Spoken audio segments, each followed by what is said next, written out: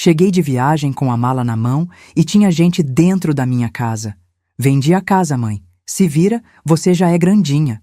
A risada do meu filho ecoou pelo telefone enquanto eu encarava estranhos na minha própria varanda. O vento gelado bateu no meu rosto, mas o desespero rapidamente deu lugar a um sorriso calculista. Não chorei. Peguei um táxi direto para o cartório. Quando a escrivã digitou o meu CPF e olhou para a tela, ela engoliu em seco e sussurrou apenas uma coisa que iria acabar com o sorriso do meu filho. Meu nome é Marlene. Tenho 63 anos. Tinha uma mala na mão quando a minha vida tentou desabar. 10 dias em Caldas Novas com uma turma de amigas aposentadas. A primeira viagem que fiz para descansar de verdade, sem culpa, sem preocupação com horário, sem acordar de madrugada pensando em conta pendente ou documento vencido. Desde que me aposentei, eu vinha adiando esse tipo de coisa com a desculpa de que ainda não era a hora, que havia sempre alguma coisa para resolver antes. A verdade é que eu não sabia muito bem como era ficar sem resolver nada por 10 dias seguidos. Aprendi naquela viagem. Aprendi que o corpo da gente lembra como é o silêncio quando a gente finalmente para de fazer barulho por dentro. Voltei num domingo à tarde. Peguei o ônibus interestadual de Caldas Novas para Goiânia. 3 horas e meia de estrada com o banco reclinado e o campo passando pela janela. Desembarquei na rodoviária com a coluna doendo do jeito que dói depois de dormir mal em ônibus, mas com o coração leve. O sol de junho batia de lado naquele horário, daquele jeito seco que só quem vive no Cerrado conhece de imediato. Um sol que não aquece, só ilumina, como se estivesse cumprindo tabela. Peguei um táxi na fila da rodoviária. Dei o endereço de memória como dei centenas de vezes ao longo de décadas. Setor Bueno, número que eu conheço desde que meu filho tinha 5 anos de idade. O taxista não falou muito, eu também não. Fiquei olhando pela janela enquanto Goiânia passava, as avenidas largas, os ipês que tinham florescido enquanto eu estava fora, o amarelo deles contra o céu que ficava roxo de fim de tarde. Quando o carro dobrou na minha rua e parou diante do portão da minha casa, eu vi a luz acesa na sala. Achei estranho. Eu havia saído há 10 dias e tinha certeza absoluta de ter apagado todas as luzes antes de fechar a porta. Tenho esse hábito desde sempre. Verifico cada cômodo antes de viajar, fecho o registro do gás, confiro as janelas. 32 anos morando naquela casa me deram um ritual de saída que nunca falhou. Desci do táxi, paguei, puxei a mala pelo portão. O portão estava destrancado. Eu sempre fecho o cadeado quando viajo. Sempre. Aquilo foi o primeiro sinal concreto de que alguma coisa estava errada, mas ainda não entendi o tamanho do errado. Subi os 3 degraus da varanda com a mala na mão e encontrei um casal sentado nas minhas cadeiras de plástico, tomando café na minha xícara, com 2 caixas de papelão empilhadas ao lado da porta da entrada. A mulher tinha uns 40 anos, cabelo escuro, expressão de quem não esperava ver mais ninguém aparecer. O homem era mais velho, de óculos, estava de pé antes que eu chegasse à porta, como se já tivesse ensaiado o que fazer se alguém aparecesse. Eles me olharam com aquele olhar específico de quem está em algum lugar que acha que tem direito de estar, mas que sente no fundo que a situação não está exatamente como deveria. O homem disse: "A senhora é quem?" Minha voz saiu mais firme do que eu esperava naquele momento. Mais firme do que eu mesma esperava, porque por dentro eu estava tentando entender o que os meus olhos estavam vendo. "Sou a dona desta casa." Ele trocou um olhar com a mulher. Depois me olhou de volta e disse que eles tinham comprado o imóvel na semana anterior, que o contrato estava assinado, que iam se mudar na quinta-feira, que tinham vindo aquele domingo apenas para medir os cômodos e planejar a mudança. Eu entrei. Passei pelo casal, entrei pela minha porta, andei pelos meus cômodos. O guarda-roupa no lugar, do jeito que sempre ficou, com a porta que range um pouco na dobradiça de baixo, porque eu nunca chamei ninguém para ajustar. A minha cama, com a colcha que comprei numa feira de artesanato em Pirenópolis há 6 anos. A foto do casamento dos meus pais em cima da estante, emoldurada, os 2 jovens que eu nunca cheguei a conhecer naquela versão, minha mãe com um buquê pequeno e meu pai de terno claro. Tudo no lugar. Os estranhos não tinham se mudado ainda. Só tinham vindo medir. Mas o portão estava destrancado porque alguém tinha dado a eles uma cópia da chave. Eu sabia quem. Saí para a varanda. Pedi ao casal, com uma educação que até hoje não sei de onde tirei naquele momento, que aguardassem um instante. Peguei o celular. Disquei para o número do meu filho. Sandro atendeu no terceiro toque. Antes que eu dissesse uma única palavra, antes mesmo que eu abrisse a boca, ele disse: Mãe, eu precisava resolver essa situação. Vendi a casa. Você vai ter que se virar. Você já é grandinha. E riu. Não era uma risada nervosa. Não era a risada de alguém com má consciência tentando disfarçar. Era a risada de quem acha que já ganhou. A risada de alguém que planejou algo por tempo suficiente para ter convicção de que o plano funcionou. Ao fundo, ouvi a voz de Cíntia, a nora, dizendo alguma coisa que não consegui distinguir. E ouvi Sandro, num tom seco e curto, mandando ela se calar. Notei aquilo. Guardei. Perguntei onde eu devia ficar. Ele disse que eu podia ir para a casa de uma das minhas amigas, que eu sempre tive jeitinho para essas coisas, que me virasse. Perguntei o que tinha feito com o dinheiro da venda. Ele desligou. Fiquei parada na varanda por uns 2 minutos. O vento frio de junho no cerrado bateu no meu rosto. Eu pensei em chorar. Pensei em ligar de volta e gritar tudo o que eu estava sentindo. Pensei nas 10 noites em Caldas Novas que agora pareciam ter acontecido num outro mundo, num outro tempo, pertencendo a uma outra versão de mim que não sabia o que estava esperando por ela quando voltasse. Não fiz nenhuma dessas coisas, porque naquele momento, enquanto eu ficava parada na minha varanda, olhando para a rua do setor Bueno com a mala ainda do meu lado, alguma coisa acendeu dentro de mim. Não raiva imediata, não desespero, memória. Uma memória específica. 2 anos antes, minha amiga doutora Fátima Borges tinha olhado para a documentação do imóvel enquanto me ajudava a regularizar umas pendências de IPTU. Ela tinha olhado para a tela do computador e dito, quase de passagem, com aquele jeito dela de falar coisas sérias sem levantar a voz: Marlene, a situação dessa matrícula ainda não foi resolvida. O nome do Renato ainda consta como coproprietário. Você precisa averbar isso antes que vire problema. Renato é meu ex-marido. Divorciamos há 14 anos depois de um casamento que durou tempo suficiente para eu criar um filho e longa o bastante para eu perder a ilusão de que pessoas mudam só porque você acredita que elas podem. No acordo do divórcio, Renato cedeu a parte dele no imóvel para Sandro por instrumento particular. Era um acordo entre os dois, uma cessão informal, colocada no papel, mas nunca levada ao cartório de registro de imóveis para ser averbada na matrícula. O registro continuava com o nome de Renato como coproprietário, porque ninguém dos dois havia dado sequência ao passo legal necessário para mudar isso. Eu tinha tentado resolver aquilo 2 vezes ao longo dos anos. A primeira vez, Sandro disse que estava em viagem de trabalho e que assinaríamos quando ele voltasse. Quando voltou, o assunto sumiu. A segunda vez, ele disse que estava com um problema no escritório que estava tomando todo o tempo dele, que era melhor deixar para o mês seguinte. No mês seguinte, eu não insisti mais. Na terceira vez, eu nem tentei, porque cada vez que eu tocava no assunto, havia um atrito, uma frieza que durava dias. E eu preferia evitar o conflito a ter um filho que ficasse dias sem me ligar. Eu sabia que foi um erro. Mas o tipo de erro que a gente só consegue ver com clareza quando olha para trás. Sandro é corretor de imóveis há 15 anos. Ele sabia melhor do que qualquer pessoa o que aquela matrícula irregular significava. Sabia o que permitia fazer. E sabia que eu, morando sozinha a mais de 300 quilômetros de distância enquanto viajava, não estaria lá para impedi-lo. De pé na varanda, entendi tudo de uma vez. Com uma clareza que só vem quando algo urgente acende a memória completamente. Pedi ao casal que aguardasse. Entrei.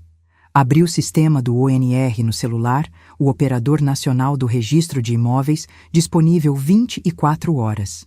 Nos anos de serviço público no INSS, aprendi que existem consultas que não esperam horário comercial, e essa era uma delas. Digitei o número da matrícula do imóvel. Um número que eu tinha decorado porque aprendi desde cedo que guardo números importantes como outras pessoas guardam dinheiro em casa. A tela carregou. Sandro tinha se apresentado como o único vendedor no instrumento de compra e venda. Tinha usado a seção informal do pai, nunca averbada, como se fosse titularidade registrada, como se ele fosse o único dono. O instrumento estava lavrado com o nome dele e apenas o dele. Não sorri, não comemorei. Fiquei olhando para aquela tela com o barulho da rua lá fora e o casal dentro da minha casa, esperando por uma explicação que eu ainda não estava pronta para dar, porque eu precisava que o que estava vendo fizesse sentido completo antes de qualquer palavra. Depois, guardei o celular no bolso. Chamei um táxi. Disse ao casal, com a mesma educação de antes, que havia um problema jurídico com a documentação do imóvel que precisaria ser resolvido, que eu voltaria com notícias. A mulher disse que entendiam. O homem me olhou com uma expressão que eu interpretei como alguém que está começando a suspeitar que foi enganado, mas que ainda não tem certeza suficiente para nomear isso em voz alta. Fui para a casa de uma amiga dormir, com a mala ainda na mão, porque naquela noite eu não precisava de reação. Precisava de plano. E eu ainda não sabia o pior que estava por vir. Antes de continuar, eu preciso te perguntar uma coisa. Se você chegasse em casa depois de 10 dias de viagem e encontrasse estranhos sentados na sua varanda com as suas xícaras na mão, o que você faria? Deixa nos comentários, porque o que eu fiz foi uma coisa que muita gente não esperava de mim. Na segunda-feira de manhã, antes de qualquer outra coisa, fiz 2 paradas. A primeira foi no cartório de registro de imóveis do setor central. Cheguei antes do horário de abertura e fiquei esperando na calçada com o sol ainda baixo, a sacola com os documentos no braço. Quando a funcionária abriu a porta e viu uma mulher de 63 anos, já esperando do lado de fora, com cara de quem dormiu pouco, mas acordou determinada, ela só disse: "Pode entrar, senhora", e me deixou passar. A escrivã de plantão era uma mulher de uns 40 anos. Cabelo preso num coque prático, expressão de quem estava começando o turno e ainda não tinha sido surpreendida por nada naquele dia. Dei meu CPF e o número da matrícula para a consulta oficial. Disse que precisava de uma certidão atualizada da situação do imóvel. Ela digitou. Esperou o sistema carregar. Olhou para a tela. Ficou em silêncio por 3 segundos que pareceram muito mais longos do que 3 segundos têm o direito de ser. Depois ela levantou os olhos para mim e disse em voz baixa, com aquele cuidado de quem está falando algo sério em ambiente público e não quer que chegue além do necessário: "Senhora Marlene, o senhor registrado como cedente assinou como único vendedor. Mas a senhora consta como coproprietária na matrícula vigente. A venda não pode ter sido feita sem a assinatura da senhora. Esse instrumento tem um problema muito sério." Eu disse: "Eu sei. Pode me emitir a certidão oficial?" Ela emitiu. Dobrei o papel com cuidado, coloquei dentro de um envelope que eu havia trazido preparado, guardei na bolsa. Escrivã Rosângela. Esse nome ficou guardado. Porque às vezes a primeira pessoa que confirma em voz alta que você não está inventando o que está vivendo merece ser lembrada. A segunda parada foi no escritório da doutora Fátima Borges, no setor central, onde eu estava na calçada antes mesmo da porta abrir. 21 anos de amizade é uma conta que não se faz de uma vez. Começa com um café tomado num corredor de repartição pública em 2003, quando Fátima ainda era consultora jurídica da Superintendência do INSS e eu ainda tinha 20 anos de serviço pela frente. Continua com auditorias que atravessamos juntas, com reestruturações de departamento que ninguém pediu, mas que todo mundo teve que engolir, com as conversas de sexta-feira, quando o expediente acabava e a gente ficava mais meia hora conversando porque nenhuma das duas tinha pressa suficiente para ir embora antes de terminar o assunto. Quando ela montou o escritório próprio e eu me aposentei, a amizade já tinha raízes que não dependiam mais de nenhuma instituição para sobreviver. Esse tipo de amizade não se explica em 2 linhas, porque ela não foi construída em 2 linhas. Fátima me recebeu antes do primeiro cliente do dia. Me ouviu sem interromper uma única vez, o que é um talento raro e que eu sempre admirei nela. A capacidade de deixar uma história terminar antes de começar a responder. Quando eu terminei, ela pegou um bloco de papel, anotou 3 palavras que eu não li de longe e disse com a calma precisa de quem sabe o que está falando: "Marlene, o que o Sandro fez tem nome." Ele assinou um instrumento particular de compra e venda, se apresentando como único titular de um bem que pertence a 2 proprietários, você e o nome que ainda consta no registro. Sem procuração sua, sem sua assinatura, sem qualquer instrumento de outorga válido. Isso é nulo de pleno direito. Absolutamente nulo. E existe uma falsidade ideológica nesse instrumento, porque ele sabia da situação da matrícula melhor do que qualquer outra pessoa. Ele é corretor de imóveis, esse é o trabalho dele. Ele não pode alegar ignorância sobre o que aquela matrícula dizia. Perguntei o que isso significava na prática. Perguntei por que precisava ouvir em palavras diretas, não em linguagem jurídica, o que aquilo representava para mim ali naquele momento. Ela disse: significa que a casa continua sendo sua. O instrumento que ele assinou é juridicamente inexistente, porque lhe falta a assinatura de uma das proprietárias registradas, e significa que o Sandro apostou numa coisa específica ao fazer isso da forma que fez.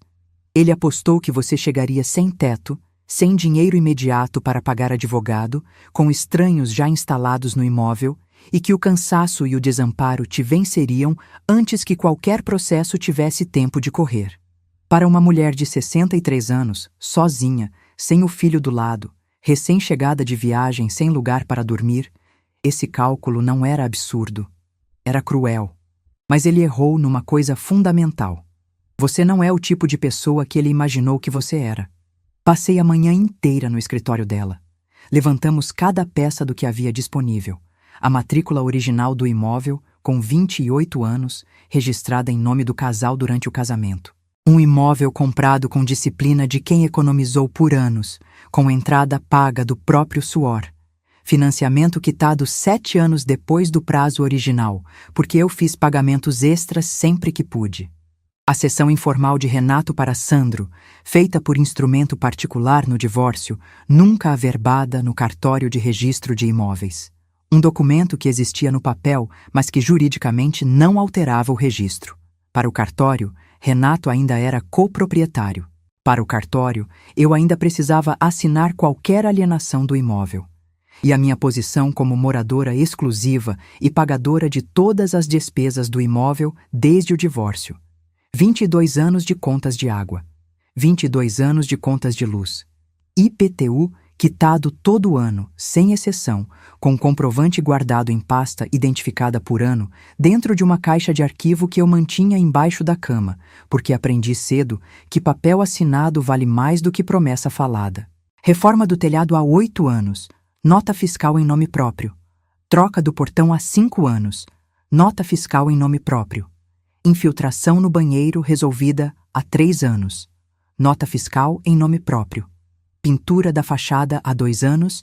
Nota fiscal em nome próprio. Eu não era só moradora. Eu era quem mantinha aquele imóvel vivo há mais de 2 décadas. Sozinha, sem ajuda de ninguém. Fátima olhou para aquela documentação e disse, com uma expressão que misturava admiração e alívio profissional: Marlene, você construiu a prova mais sólida que existe em direito imobiliário. Posse exclusiva, ininterrupta e documentada. 22 anos de papel. Isso não se derruba. Ela protocolou a ação de nulidade do instrumento de compra e venda na terça-feira de manhã, com pedido liminar de suspensão de qualquer transferência do imóvel no cartório de registro, para que enquanto o processo corresse nenhuma outra movimentação pudesse acontecer com aquela matrícula.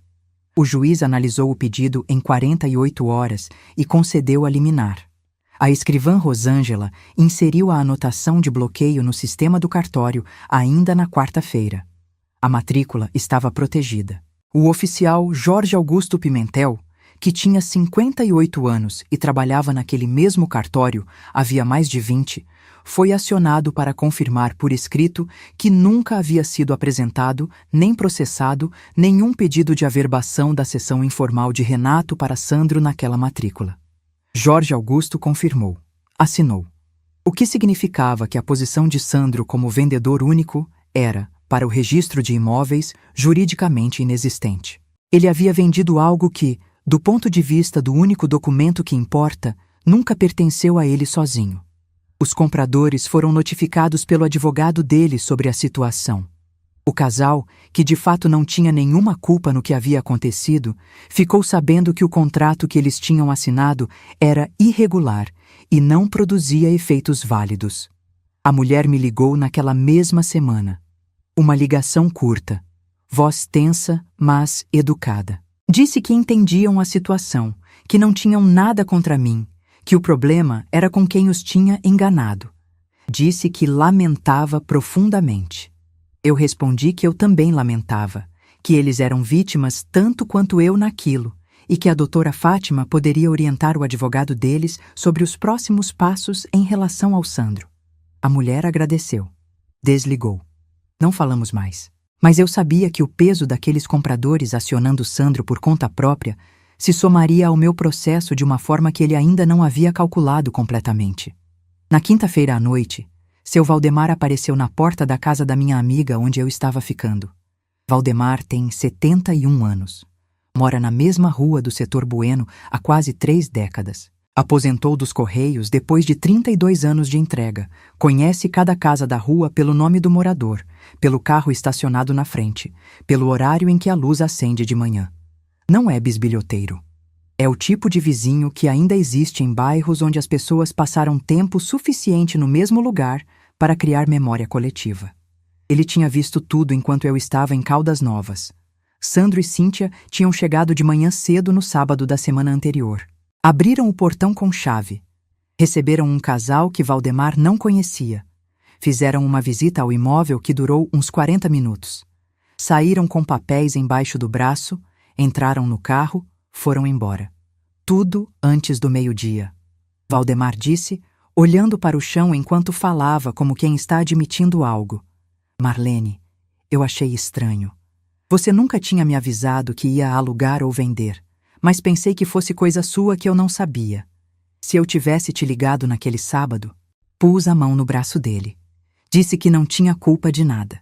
E perguntei se ele topava assinar um depoimento descrevendo exatamente o que tinha visto com data e horário. Ele disse que topava na hora. Na manhã seguinte, ele foi ao escritório da doutora Fátima e assinou o depoimento. Fátima incluiu como prova testemunhal no processo. A linha do tempo estava agora documentada com precisão cirúrgica. Sandro tinha agido no sábado de uma semana específica, durante uma janela de tempo em que ele sabia com absoluta certeza que eu estaria fora, porque eu mesma havia comentado com ele semanas antes que ia viajar com as amigas em junho. Não era coincidência, era planejamento. Liguei para Sandro na sexta-feira à noite. Não para brigar, não para ameaçar, mas para ouvir. Porque às vezes, o que uma pessoa diz quando ainda acha que está no controle é mais valioso do que qualquer documento. Ele atendeu com o mesmo tom de quem ainda acreditava que havia ganho. Disse que eu estava exagerando, que tinha direito à parte dele no imóvel, que eu podia ficar com metade do valor da venda se quisesse resolver as coisas em paz como família. Que Cíntia estava do lado dele em tudo e que eu precisava parar de fazer drama e aceitar a realidade. Deixei ele falar tudo até o fim. Quando ele terminou, disse apenas: Sandro, já está nas mãos da doutora Fátima. Silêncio do outro lado da linha. Desliguei. A isca estava lançada, porque eu sabia que Sandro, ao ouvir o nome de Fátima e perceber que havia uma advogada experiente envolvida, não ia ficar parado esperando o processo chegar até ele. Uma pessoa que age com aquela frieza não espera a sentença.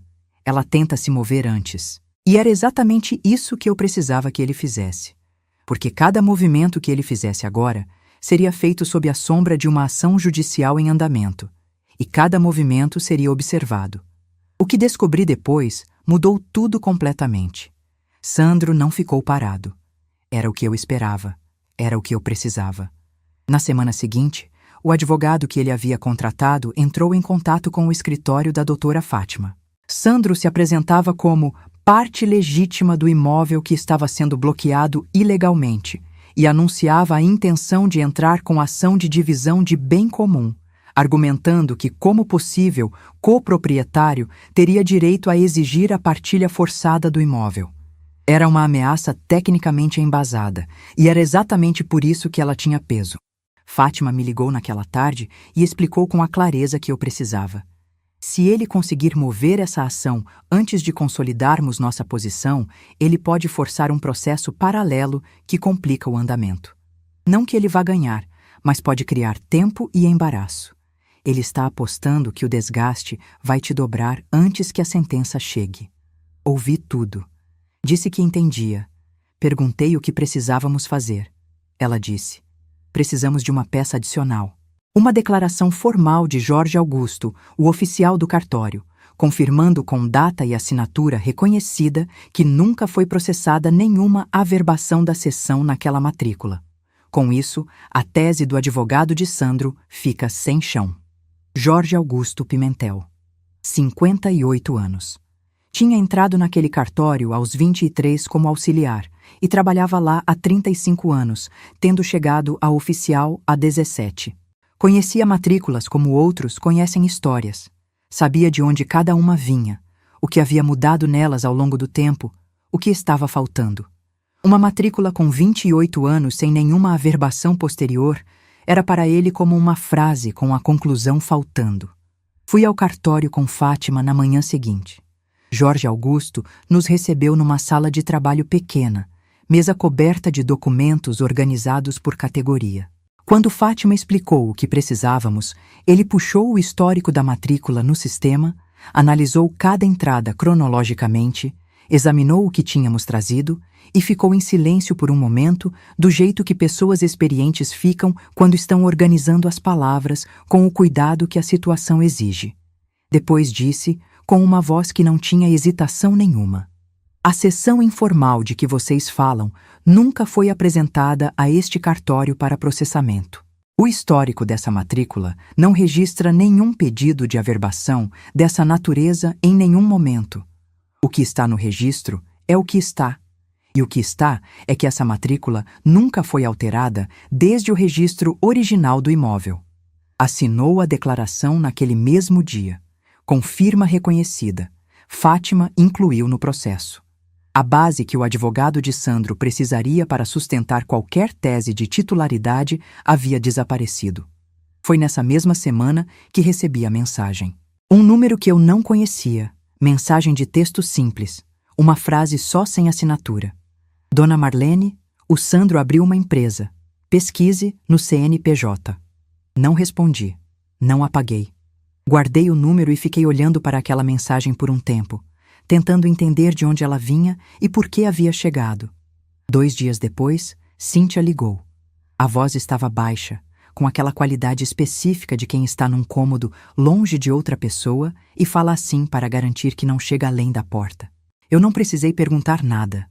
Entendi que a mensagem e aquela ligação faziam parte da mesma decisão, tomada aos poucos por alguém que tinha medo, mas que chegou num ponto em que a vergonha ficou mais pesada do que o medo. Cíntia não é uma pessoa cruel. Nunca foi. Ela ficou quieta naquilo porque depende de Sandro financeiramente e emocionalmente de um jeito que aprende, e o medo do que vem depois de ir contra ele é um medo real, não imaginado. Mas existe um ponto onde mesmo quem tem medo encontra a coragem mínima. E ela havia chegado nesse ponto. Disse que sabia que o que havia acontecido era errado. Disse que as finanças deles estavam em caos porque os compradores já haviam acionado Sandro judicialmente para a devolução dos valores pagos mais danos. Disse que ele estava desesperado e que o desespero estava tornando tudo pior. Antes de desligar, disse apenas: a empresa está no nome dele há 11 meses. Ele transferiu 2 imóveis para o CNPJ depois que recebeu a citação. Agradeci. Desliguei. Liguei imediatamente para Fátima. Ela ficou em silêncio por um momento depois que terminei de contar. Um silêncio de quem está montando as peças com rapidez. Depois disse, com uma voz que tinha ficado mais firme: Marlene, se o que a Cíntia disse é verdade, e eu acredito que seja, então o Sandro está tentando blindar o patrimônio prevendo uma condenação. Transferir bens para pessoa jurídica depois de ser citado em processo judicial tem nome jurídico. E esse nome piora muito a situação dele. Muito. Não é só a nulidade da venda que está sobre a cabeça dele agora. Fátima acionou na mesma tarde um contador parceiro do escritório, especializado em levantamento de estruturas patrimoniais. A empresa era uma imobiliária de pequeno porte, constituída há 11 meses, com capital social modesto e 2 imóveis transferidos para o CNPJ após o protocolo da ação de nulidade. A data da transferência estava registrada nos documentos societários com toda a clareza que documentos societários têm quando ninguém imaginou que alguém iria olhar para eles com atenção de linha do tempo. Não era suspeita. Era prova. A sequência era cronologicamente inequívoca. Ação protocolada, citação recebida, imóveis transferidos para pessoa jurídica. Somamos tudo naquele momento, e o quadro que surgiu era mais grave do que eu tinha imaginado quando saí de Caldas Novas com a mala na mão, num domingo de junho. O instrumento de compra e venda assinado com falsidade ideológica, porque Sandro se apresentou como único proprietário de um bem que registrado estava em nome de outra pessoa além dele. A transferência patrimonial para a pessoa jurídica realizada após a citação judicial, configurando o que o direito chama de fraude à execução, a tentativa de mover bens para fora do alcance de uma eventual condenação quando o processo já estava em curso. O depoimento de Valdemar documentando que a ação havia sido planejada e executada durante uma janela específica de ausência, o que destruía qualquer argumento de espontaneidade ou boa-fé. E 22 anos de documentação de posse exclusiva que tornavam minha posição juridicamente mais sólida do que qualquer sessão informal jamais poderia contestar. Fátima apresentou ao juiz um aditivo à ação original com o pedido de desconsideração da personalidade jurídica da empresa de Sandro para fins de execução futura, argumentando que a constituição da empresa havia servido como instrumento para blindagem patrimonial em fraude à execução. E comunicou ao Ministério Público as irregularidades identificadas para fins de apuração criminal independente do processo civil. Foi clara comigo sobre isso. A apuração criminal seria processo separado, mais lento, sem garantia de resultado rápido ou concreto. Mas o registro formal das irregularidades era necessário e correto. E o peso daquilo sobre o nome e a reputação de Sandro no mercado imobiliário seria sentido antes mesmo de qualquer julgamento. O juiz analisou o aditivo.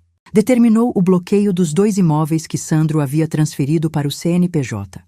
O patrimônio que ele havia tentado mover para se proteger estava agora congelado por ordem judicial. Cada manobra que ele havia feito depois de receber a citação havia se transformado em mais uma peça contra ele no processo.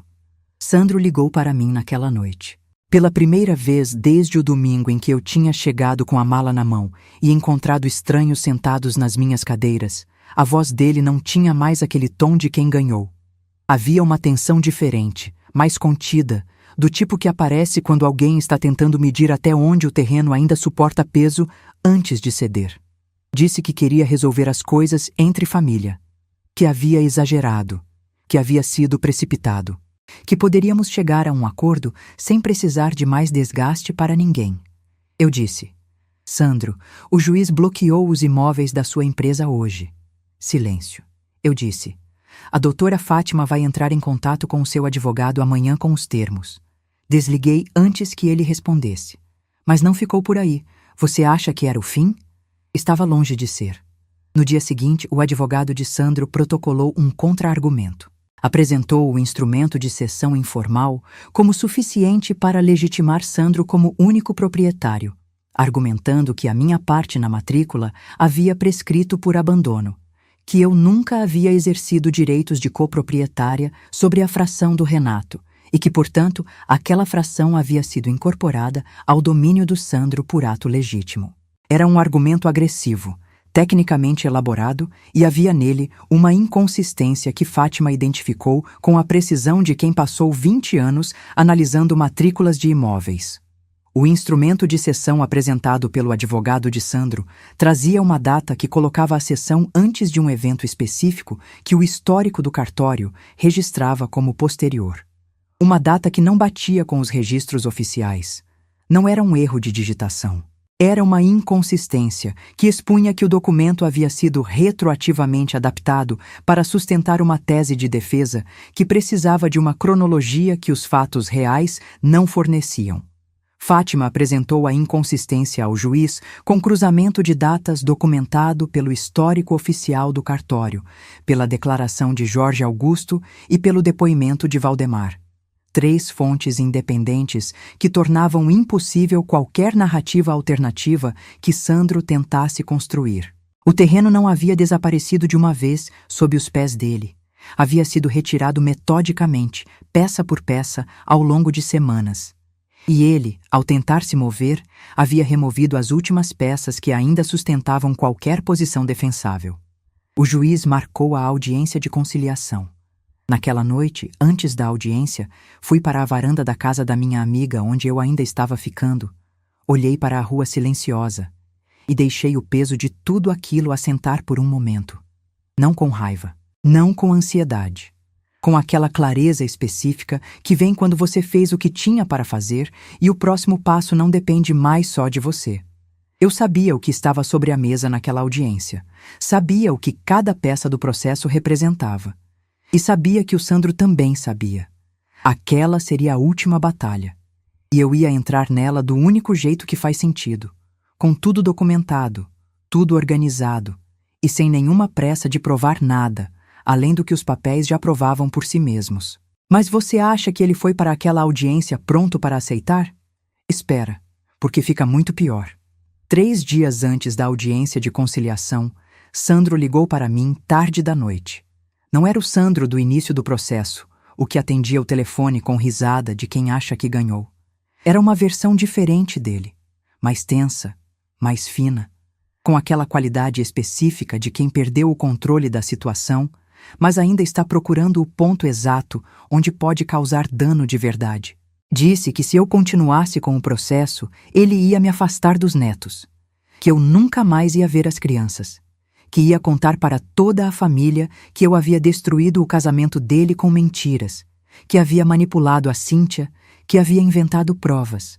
Disse que a minha idade era um sinal de que eu não estava em condições de tomar decisões racionais e que a família precisava entender isso. Disse que estava pensando em pedir uma perícia psicológica. Ouvir aquilo foi diferente de qualquer outra coisa que ele havia dito ou feito até então. Porque até um filho que faz o que o Sandro fez é ainda o seu filho. 38 anos do meu sangue, criado com o que eu tinha, educado com a disciplina que aprendi, porque não tinha outra escolha depois que o casamento acabou. Eu conheço o cheiro da cabeça dele quando era criança, sei qual era o lado da cama onde ele dormia, lembro do dia em que tirou carteira de motorista e ficou mostrando para todo mundo. Esse tipo de memória não some, convive com tudo o mais. E a ameaça dos netos não é processual. Não tem liminar para isso. Não existe documento que resolva aquela dor específica de uma avó que pensa na possibilidade de ficar anos sem ver o rosto das crianças. É o tipo de golpe que vai direto para onde a lógica não alcança. Fiquei em silêncio no telefone por um tempo que provavelmente foi mais curto do que pareceu. Depois disse: Sandro, tudo que está no processo já está nos autos. E desliguei. Chorei naquela noite. De verdade, a primeira vez desde que voltei de Caldas Novas. Não de fraqueza, não de arrependimento, não de derrota. De tristeza. Do tipo de tristeza que não tem atalho nem solução, que não é resolvida por nenhuma sentença judicial, que precisa ser sentida até o fundo antes de a gente conseguir respirar de novo. A tristeza de uma mãe que entendeu, com clareza definitiva, que o filho que ela criou escolheu ser a pessoa que é. Essa não é a dor de perder um processo. É a dor de perder uma ilusão que você ainda guardava mesmo depois de tudo. Chorei por talvez 1 hora. Na manhã seguinte me levantei, lavei o rosto, tomei café e liguei para Fátima. Disse que estava pronta para o próximo passo. Ela disse: Marlene, preciso te contar uma coisa que encontramos ontem e quero que você ouça com calma, porque é grave, mas é bom para nós. O contador parceiro do escritório havia continuado o levantamento da estrutura patrimonial de Sandro para além dos 2 imóveis já identificados. E havia encontrado, nos registros societários da imobiliária, uma inconsistência na data do instrumento de cessão que o advogado de Sandro havia protocolado como peça de defesa. O instrumento apresentava uma data que colocava a cessão informal de Renato para Sandro antes de um evento específico que os registros do cartório de registro de imóveis datavam como posterior. Uma diferença de semanas, pequena em dias no calendário, mas enorme em implicações jurídicas. Porque se a data real da cessão era posterior ao evento registrado no cartório, então o instrumento apresentado como prova pela defesa havia sido retroativamente modificado para criar uma cronologia que os fatos reais não sustentavam. Fátima disse, com aquela calma que tenho admirado nela por 21 anos. Isso não é um erro de digitação. Isso é uma falsidade material no documento apresentado à justiça como prova. E nós temos 3 fontes independentes que provam que a data está errada: o histórico oficial do cartório, a declaração do Jorge Augusto e o depoimento do Valdemar. Juntas, essas 3 fontes destroem qualquer narrativa alternativa que o advogado dele tente construir. A virada estratégica estava completa. Não era só a nulidade da venda original. Não era só a fraude à execução pela transferência dos imóveis para o CNPJ depois da citação. Agora havia também, em cima de tudo isso, a apresentação de documento com inconsistência de data como prova judicial, o que adicionava uma camada de responsabilidade que o advogado de Sandro certamente não havia previsto que descobriríamos. Fátima apresentou ao juiz, 2 dias antes da audiência de conciliação, um memorial com o cruzamento das datas, as 3 fontes independentes e um pedido formal de análise da autenticidade do documento apresentado pela defesa. O juiz recebeu, registrou nos autos e marcou a audiência de conciliação com aquele peso adicional sobre a mesa. Nos 2 dias que antecederam a audiência, Fátima preparou cada peça da nossa posição com o cuidado de quem montou processos assim por décadas e sabe que a forma como você apresenta as coisas importa tanto quanto o que você apresenta. Organização, sequência, documentação fotografada, digitalizada, impressa em 2 vias, cada prova com seu número de folha, cada testemunho com sua referência cruzada. Eu passei esses 2 dias em casa. Na varanda, muito. Cuidando das coisas que nenhuma sentença judicial substitui. A samambaia no vaso, a calçada varrida, o café feito no horário de sempre. Coisas que parecem pequenas, mas que naquelas semanas carregavam o peso de uma declaração silenciosa. Esta casa é minha, e eu vivo nela, e isso não muda enquanto eu ainda estiver de pé. Na manhã da audiência, me vesti com cuidado, não de forma exagerada. Com cuidado, tem uma diferença. Fátima me encontrou na porta do fórum do setor central 20 minutos antes do horário marcado. Ela estava com a pasta na mão, expressão de quem já fez aquilo muitas vezes e sabe exatamente onde cada coisa está dentro dela. Entramos juntas, sentamos na sala designada e esperamos. Sandro chegou com o advogado, sentou do lado oposto da mesa. Não me olhou diretamente por um tempo considerável. O advogado dele fez a abertura com a proposta formal. Sandro reconhecia a irregularidade da venda, comprometia-se a devolver os valores recebidos dos compradores do próprio bolso e, em troca, eu abriria mão de qualquer reivindicação sobre a fração dele no imóvel. O que significava que, ao final, quando o imóvel fosse eventualmente vendido ou inventariado, ele receberia 50% do valor de mercado. Era uma proposta que, num outro contexto, sem todo o peso do que havia acontecido, poderia parecer razoável. No contexto real, era a proposta de alguém que ainda estava tentando salvar alguma coisa de um naufrágio que ele mesmo havia causado. Eu olhei para Fátima. Ela fez um movimento imperceptível com a cabeça. Disse ao advogado: "Não." Sandro finalmente me olhou. "E o que vem agora é a sentença." Fátima tomou a palavra com a calma de quem não precisa levantar a voz para ser ouvida. Disse que a posição da minha cliente era a seguinte, e que apresentaria cada ponto com a documentação correspondente nos autos. Primeiro, reconhecimento judicial de nulidade absoluta do instrumento de compra e venda, com base na ausência da assinatura de coproprietária registrada e na falsidade ideológica configurada pela apresentação de Sandro como único titular de bem que o registro demonstrava pertencer a mais de uma pessoa. Segundo, cancelamento do registro do instrumento irregular no cartório de imóveis e restabelecimento da situação anterior no histórico da matrícula.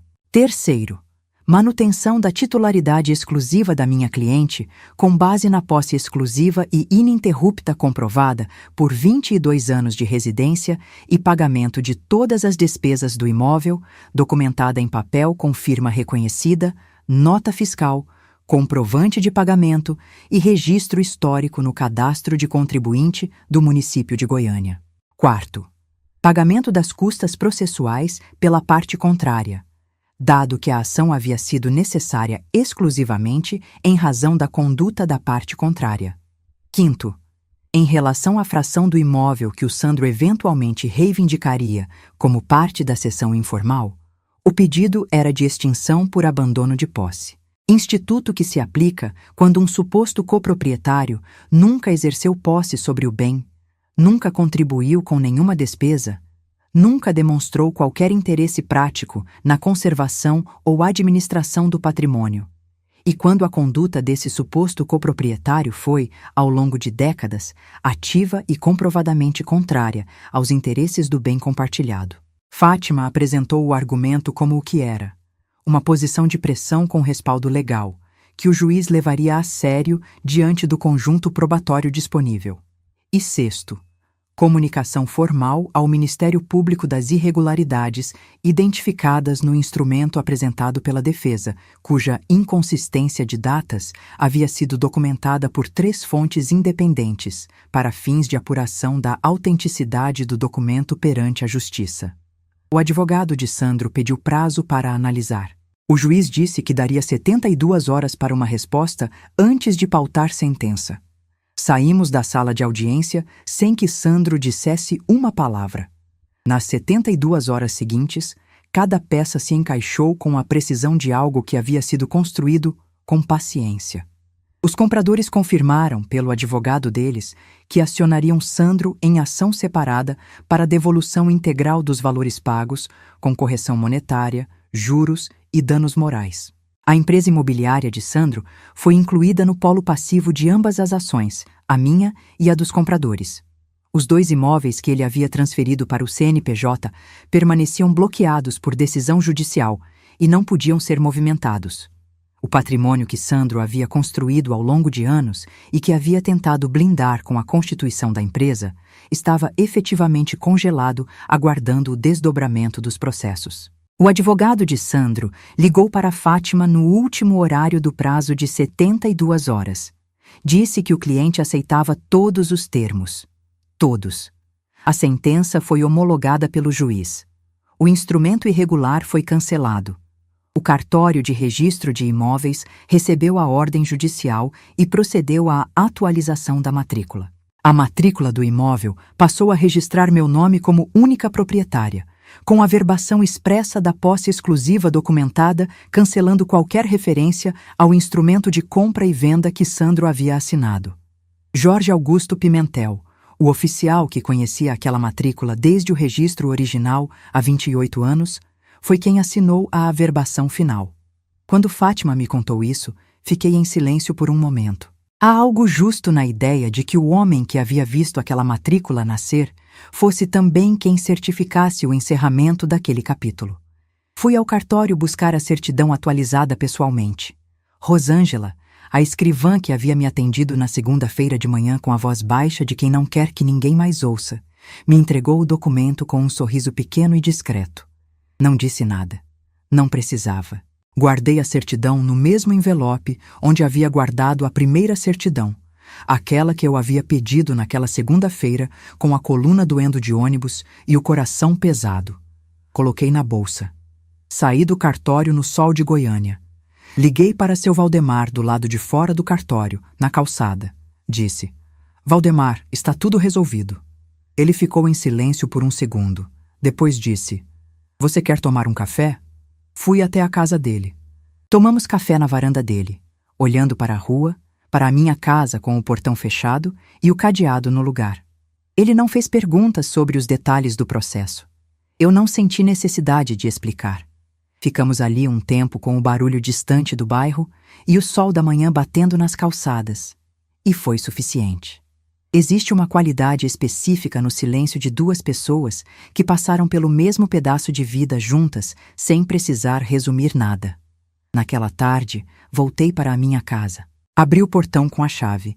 Subi os 3 degraus da varanda. Entrei pela porta. Andei pelos cômodos, o guarda-roupa no lugar, a minha cama, a foto do casamento dos meus pais em cima da estante, os 2 jovens que eu nunca conheci naquela versão. Tudo no lugar, do jeito que sempre esteve, como se o mundo tivesse tentado mover alguma coisa que era muito pesada para se mover. Fiz café. Sentei na varanda com a xícara nas mãos, olhando para a rua do setor Bueno no fim de tarde, com o vento frio de junho que não aquece, só ilumina. Eu tinha chegado naquela rua com uma mala na mão e a vida tentando desabar. Estava saindo daquele quarto de mala com a escritura no nome e a cabeça erguida. E o que vem agora é o que acontece com quem pensa que pode calcular o cansaço de uma mulher que passou a vida inteira aprendendo a não se cansar antes da hora. Depois disso, as coisas foram se acomodando no lugar que mereciam, uma por uma.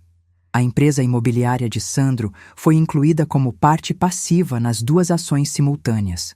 A minha, já sentenciada, e a dos compradores que queriam de volta cada centavo que haviam pagado, com correção e danos morais.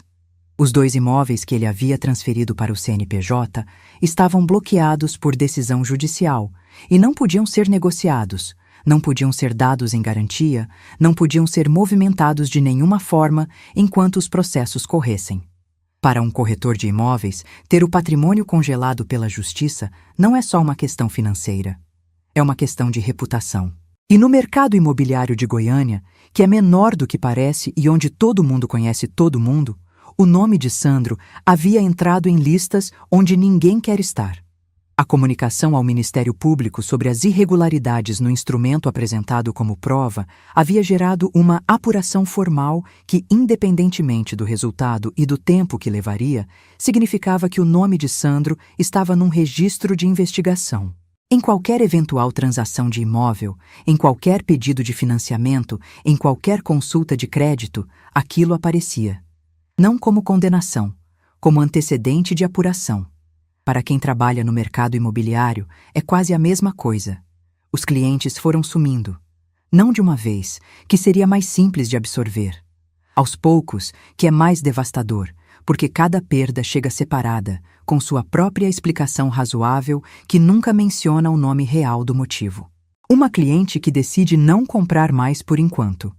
Um parceiro que passa a indicar outro corretor para as permissões maiores. Um escritório que deixa de incluir Sandro nas reuniões de negociação. Ninguém rompe formalmente. As coisas simplesmente param de chegar. O escritório de corretagem que ele mantinha no setor marista precisou ser reduzido. Menos espaço, menos funcionário, menos estrutura. O carro que ele trocava a cada 3 anos ficou mais velho do que estava no hábito de deixar. As viagens que ele e Cíntia faziam todos os anos para o Nordeste foram canceladas. Cíntia pediu separação 2 meses depois da sentença. Soube disso por caminhos que não fui atrás de mapear. Porque essas coisas chegam quando chegam em bairros onde as pessoas passaram tempo suficiente no mesmo lugar para criar memória coletiva. Não fui atrás de confirmar detalhes além do que chegou naturalmente. Não era minha história para acompanhar de perto. O que eu sentia por Cíntia era uma mistura que não tem nome simples, não rancor, porque ela havia tido a coragem que tinha de ter no momento que teve de ter. Não carinho, porque ela ficou quieta por tempo suficiente para que o dano acontecesse. Algo no meio disso, sem resolução, sem necessidade de resolução. Sandro me ligou uma vez, semanas depois que tudo terminou. A voz havia mudado de novo. Não era mais a risada de quem ganhou, não era mais a tensão de quem está medindo terreno. Era a voz de quem chegou num lugar mais quieto e mais pesado do que esperava chegar. Disse que estava arrependido. Disse que havia sido pressão financeira, que não havia pensado direito, que se eu pudesse entender o contexto, que ele havia tomado uma decisão errada num momento de desespero. Disse que sabia que havia sido errado. Ouvi tudo até o fim. Depois disse: Sandro, você é corretor de imóveis há 15 anos. Você sabia exatamente o que aquela matrícula irregular permitia fazer. Você sabia exatamente o que significava assinar aquele instrumento com o seu nome como único vendedor. E você sabia exatamente o que isso poderia me fazer. Uma mulher de 63 anos chegando de viagem sem teto, sem dinheiro para advogado, com estranhos já na casa. Você calculou isso. Não foi falta de pensar, foi escolha. Ele ficou em silêncio. Eu disse: eu sou sua mãe e sempre vou ser. Mas o que você fez com aquela casa foi feito na casa onde você cresceu. Foi feito a partir de um planejamento que levou semanas, que esperou que eu viajasse para acontecer, que dependeu de você saber meu calendário. Isso não some com um telefonema de arrependimento. Desliguei sem esperar resposta. Naquela semana, pintei a varanda de branco. Comprei 2 cadeiras novas, não de plástico como as que o casal tinha encontrado quando cheguei, mas de madeira, daquelas que duram décadas se você cuidar. Plantei uma samambaia nova no vaso que ficava vazio desde que a anterior havia morrido. Em agosto, fiz uma viagem para a Chapada dos Veadeiros com um grupo diferente de amigas. Em novembro, fui a Bonito pela primeira vez na vida. No início do ano seguinte, planejei uma semana em Florianópolis para março. Viagens que eu havia adiado por anos com a desculpa de que não era a hora, que havia sempre alguma coisa para resolver antes. Aprendi que se você esperar a hora certa, a hora não chega. Mulher que aprende desde cedo que papel assinado vale mais do que promessa falada, não é pessimista. É alguém que já viu o suficiente para saber que o mundo funciona de determinadas formas e que a melhor proteção não é confiar que as pessoas vão fazer a coisa certa, mas garantir que quando elas não fizerem, você tem o que precisa para responder. O cadeado do portão estava fechado. A escritura estava no meu nome. A varanda tinha cadeiras novas e uma samambaia que estava crescendo. Era o suficiente. E se você está ouvindo essa história e tem alguma coisa no seu nome que ainda não está regularizada, algum papel que você foi deixando para depois porque o assunto gera conflito, alguma documentação que você adiou porque o relacionamento precisava melhorar primeiro, não adie mais. Vai ao cartório. Fala com um advogado. Guarda seus documentos com o mesmo cuidado com que você guarda dinheiro, porque o dia em que você vai precisar deles, você vai precisar que eles estejam lá. Se você chegou até aqui, você sabe que essa história não era sobre uma casa. Era sobre uma mulher que não deixou que o cansaço falasse mais alto do que a razão. Se você quer continuar ouvindo histórias assim, se inscreve no canal agora e clica na próxima história que está aparecendo na tela. Ela está esperando por você.